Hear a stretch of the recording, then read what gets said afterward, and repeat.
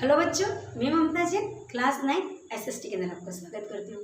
बच्चों, हिस्ट्री का third chapter German में या जर्मनी में नाजीवाद और हिटलर का उदय चल रहा था और इसकी अपन 4 वीडियो देख चुके हैं। आज अपन देखेंगे इसकी 5वीं वीडियो।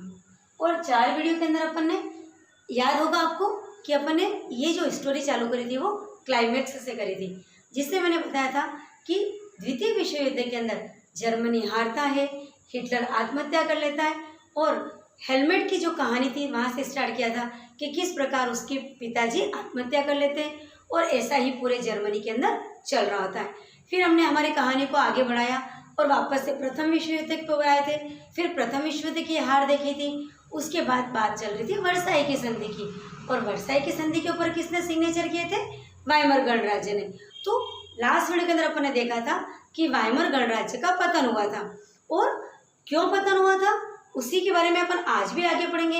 अपन ने देखा था कि वाइमर गणराज्य ने वर्साई की संधि के ऊपर सिग्नेचर किए और उस संधि की शर्तें इतनी कठोर थी कि जर्मनी की पूरी अर्थव्यवस्था बिगड़ गई।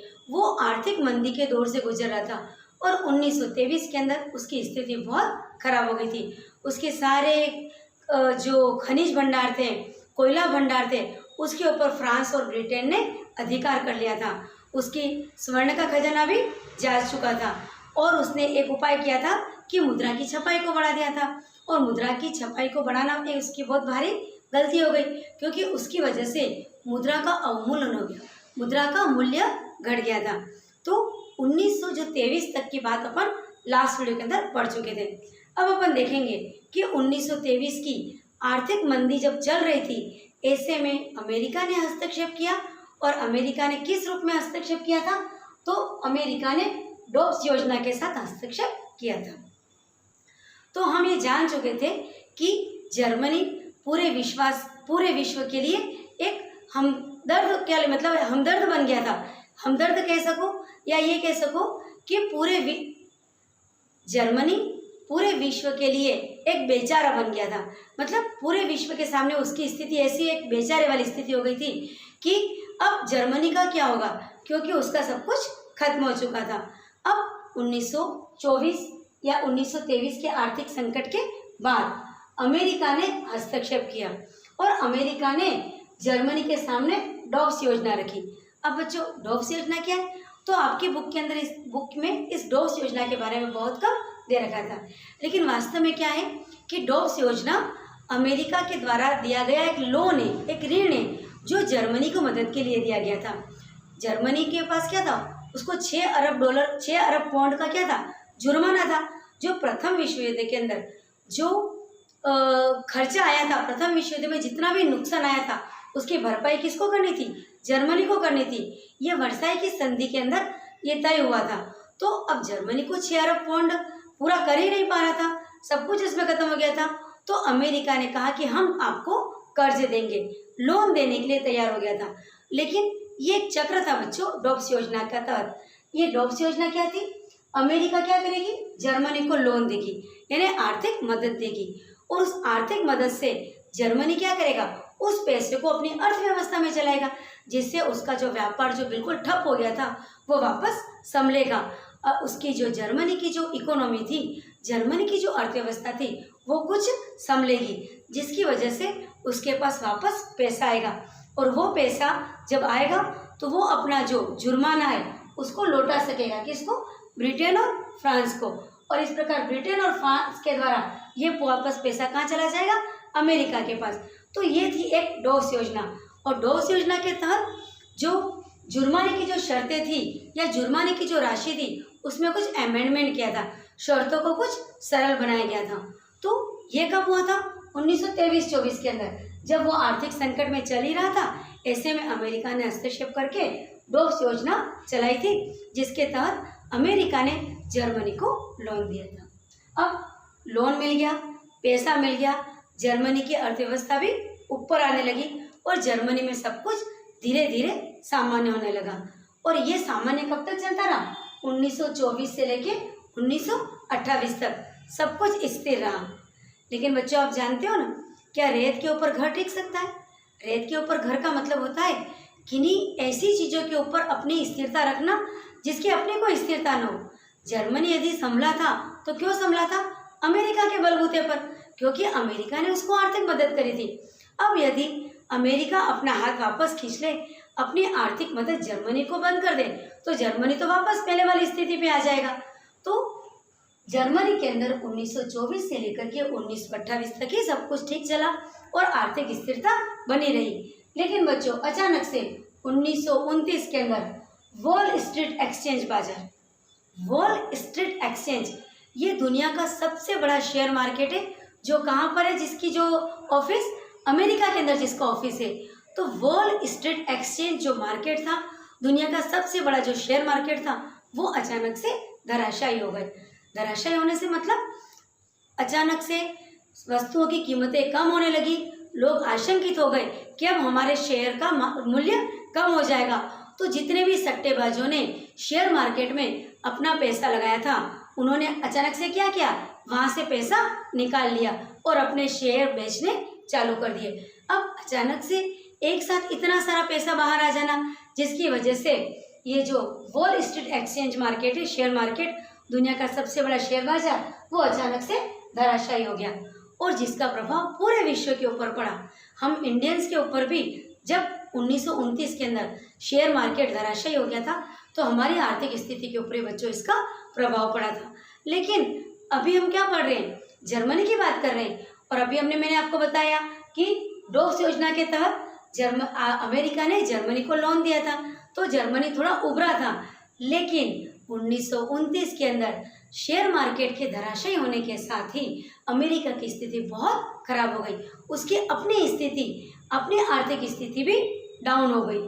और क्या हो गया, उधर कीमतों में कमी की आशंका से बाजार के अंदर भीड़ हो गई। मतलब कैसे, इकाई की भीड़, बाजार के बाहर भीड़ लग गई अपने पैसा निकलवाने के लिए। बहुत अधिक आर्थिक मंदी आ गई, जिसकी वजह से अमेरिका के अंदर सभी फैक्ट्रियां, उद्योग धंधे, वहाँ के बड़े बड़े व्यापारी और वहाँ का निर्यात भी गिर गया। मतलब टोटली रूप से अमेरिका खत्म हो गया, उसका व्यापार खत्म हो गया। वहाँ के किसान परेशान हो रहे थे, वहाँ के किसान गिर गए और उसके जो बड़े बड़े बिजनेसमैन थे, उनकी भी आर्थिक स्थिति डाउन हो गई। और सबसे बड़ा, अमेरिका का निर्यात भी बहुत कम हो गया, अर्थात अमेरिका स्वयं की आर्थिक स्थिति कम हो गई। अब जब 1929 में अमेरिका स्वयं की आर्थिक स्थिति खराब हो गई, तो अब वो जर्मनी को क्या मदद करेगा? अब उसने जर्मनी को मदद करना बंद कर दिया। अब वही बात हो गई, जर्मनी तो किसके भरोसे पे था? अमेरिका के भरोसे पर था। अब अमेरिका की यह स्थिति खराब होने से जर्मनी वापस 1923 वाली स्थिति में पहुंच गया। जर्मनी की वापस आर्थिक स्थिति बहुत खराब हो गई। यहाँ पर भी फैक्ट्रियाँ बंद हो गई, बहुत सारे लोग, लगभग 60 लाख लोग के आसपास लोग बेरोजगार हो गए। तो जर्मनी जो कि अमेरिका पर डिपेंड था, वो भी ठप हो गया। और उसके 1929 के तुलना में 1932 आते आते 40% उद्योग धंधे बंद हो गए, सब परेशान हो गए। मजदूर, व्यापारी, सब लोग डर गए और आशंकित हो गए कि अब हमारा क्या होगा। 60 लाख लोग बेरोजगार हो गए और गले में तख्ती लगाकर घूम रहे थे कि हम किसी भी प्रकार का कार्य करने के लिए तैयार हैं। ऐसे में जो संगठित मजदूर थे, उनकी स्थिति थोड़ी सी ठीक थी, लेकिन उनकी स्थिति बहुत अधिक ठीक नहीं थी। मध्यम वर्गीय और पेंशनधारी और संगठित मजदूर की भी स्थिति धीरे धीरे खत्म होने लगी और उनको भय सताने लगा। काय का भय सताने लगा? कि हम क्या हो जाएंगे, कि सर्वहाराकरण का शिकार न हो जाएं। यह भय किन लोगों को था? छोटे व्यवसायी और स्वरोजगार में लगे लोग और खुदरा व्यापारी को भय सताने लगा कि हम कहीं सर्वहाराकरण के शिकार न हो जाएं। अब बच्चों, सर्वहाराकरण क्या है? तो सर्वहाराकरण का मतलब होता है व्यवसायी का, छोटे व्यवसायी का धीरे धीरे एक छोटे मजदूर में बदल जाना। क्यों?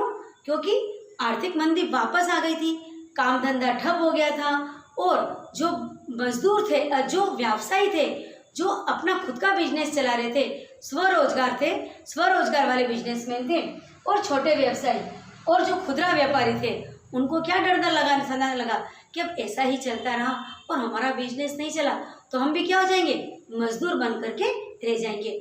तो व्यवसायी का मजदूर बनना ये कहलाता है सर्वहाराकरण।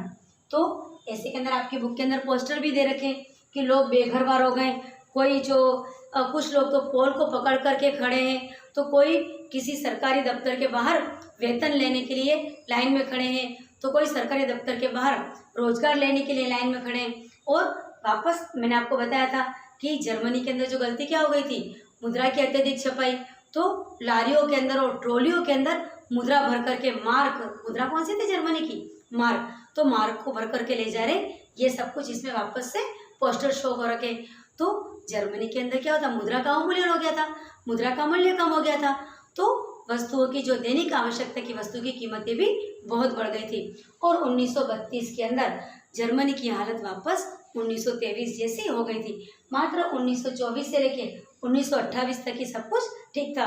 1929 के अंदर अमेरिका का जो सबसे बड़ा, जो दुनिया का सबसे बड़ा शेयर मार्केट के धराशायी होते ही जर्मनी वापस पीछे जा चुका था। अब इन सब चीज़ों का जर्मनी की आर्थिक स्थिति के, राजनीतिक स्थिति के ऊपर क्या प्रभाव पड़ा, तो आर्थिक मंदी का जर्मन की राजनीति के ऊपर अपन प्रभाव देखेंगे। अब 1932 तक, यानी 1929, 1930, 31, 32 तक भी जर्मनी के अंदर किसका शासन चल रहा था, वाइमर गणराज्य का। अभी तो वाइमर गणराज्य जो कि लोकतांत्रिक सरकार थी, लेकिन बच्चों वाइमर गणराज्य के बारे में मैंने आपको पहले ही बता दिया है कि नंबर 1, वर्साई की संधि के ऊपर हस्ताक्षर करना लोगों के लिए ये अलोकप्रिय हो गया था वाइमर गणराज्य, क्योंकि उसने वर्साई की संधि के ऊपर हस्ताक्षर किए थे।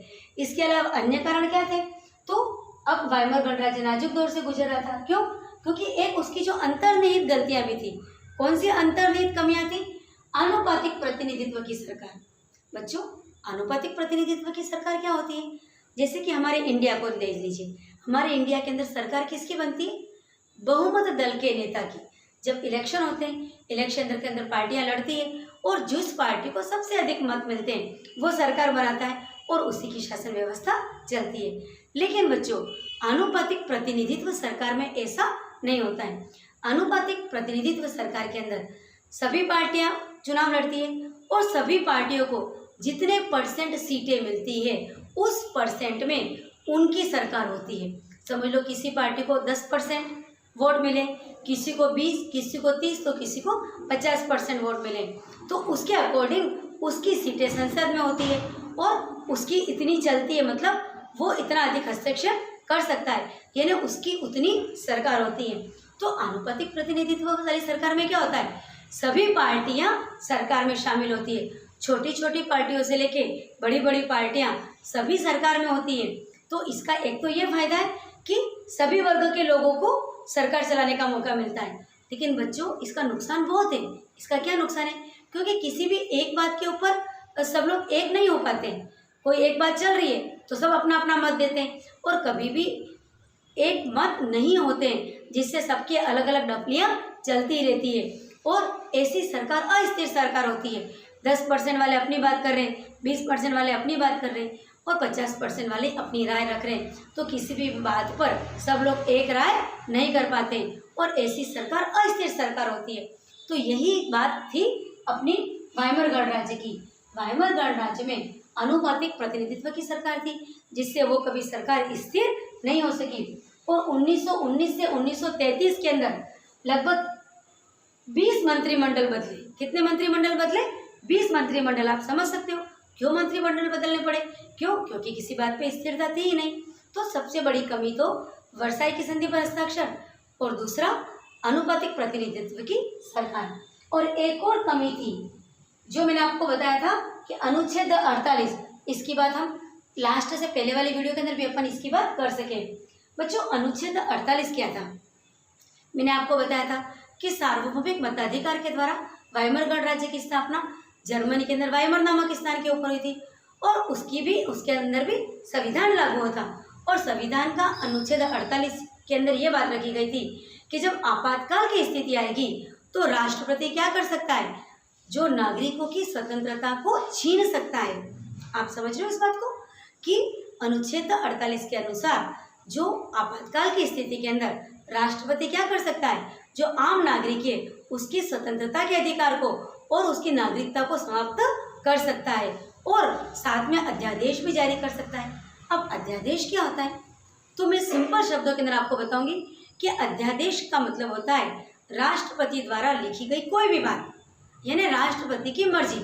आपातकाल की स्थिति में क्या होता है, राष्ट्रपति को यह अधिकार होता है कि वो बिना संसद की अनुमति पे कोई भी बात कह सकता है और उसकी कही गई बात उस वक्त कानून बन जाती है। इसी को ही अध्यादेश कहते हैं। तो बच्चों, जर्मनी के अंदर इतनी अधिक अस्थिरता थी और ऐसे में 20 बार मंत्रिमंडल बदला।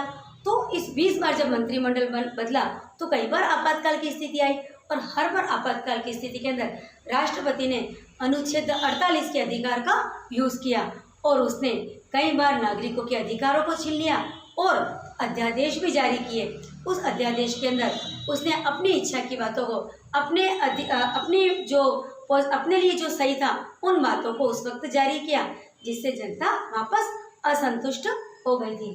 तो अब ये सब कुछ अपन पढ़ चुके हैं और साथ में अपन देख चुके हैं कि वाइमर गणराज्य अस्थिर तो था ही सही और 20 बार मंत्रिमंडल भी उसने बदला, लेकिन फिर भी 1923 से जो आर्थिक मंदी का दौर प्रारंभ हुआ था उस आर्थिक मंदी को वो ठीक नहीं कर सका।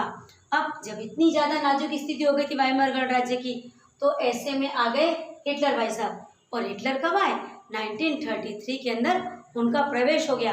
क्यों? क्योंकि वाइमर गणराज्य पूरी तरह से हिल चुका था, पब्लिक बहुत अधिक असंतुष्ट थी, जर्मनी की स्थिति बहुत खराब थी। ऐसे में हिटलर का जो खून खोल रहा था, हिटलर चाह रहा था कि ये सब कुछ जो हमारे जर्मनी की तो इतनी खराब स्थिति हुई है, इसका जिम्मेदार वाइमर गणराज्य है। सबसे पहले तो वाइमर गणराज्य को हटा दिया जाए और मैं जो फ्रांस, ब्रिटेन, अमेरिका और रूस, इन सब से बदला लेकर के रहूँगा, क्योंकि इन्होंने इतनी कठोर शर्तें रखी जिसकी वजह से जर्मनी की स्थिति इतनी खराब हो गई। तो ऐसे में 1933 के अंदर राष्ट्रपति ने क्या किया, जो हिटलर था उसको चांसलर घोषित कर दिया गया और हिटलर आ गया एज ए चांसलर के रूप में जर्मनी की राजनीति में। तो बच्चों, आया आपको समझ में किस प्रकार वाइमर गणराज्य का 1923 तक की आर्थिक मंदी की बात तो अपन ने लास्ट वीडियो में करी थी। आज अपन 1923 से चले तो 1933 तक आए, जिसे अपन ने देखा कि किस प्रकार आर्थिक संकट था, किस प्रकार अमेरिका ने डॉस योजना लगाई, किस प्रकार वॉल स्ट्रीट एक्सचेंज बाजार ठप हुआ, किस प्रकार वापस जर्मनी की स्थिति खराब हुई और वाइमर गणराज्य की अपनी खुद की कमियों की वजह से वाइमर गणराज्य का पतन हो गया। और बच्चों, परिस्थितियां भी ऐसी हो गई थी, क्योंकि कहा जाता है ना कि परिस्थितियां ही आने वाले भविष्य की घटनाओं की जननी होती है।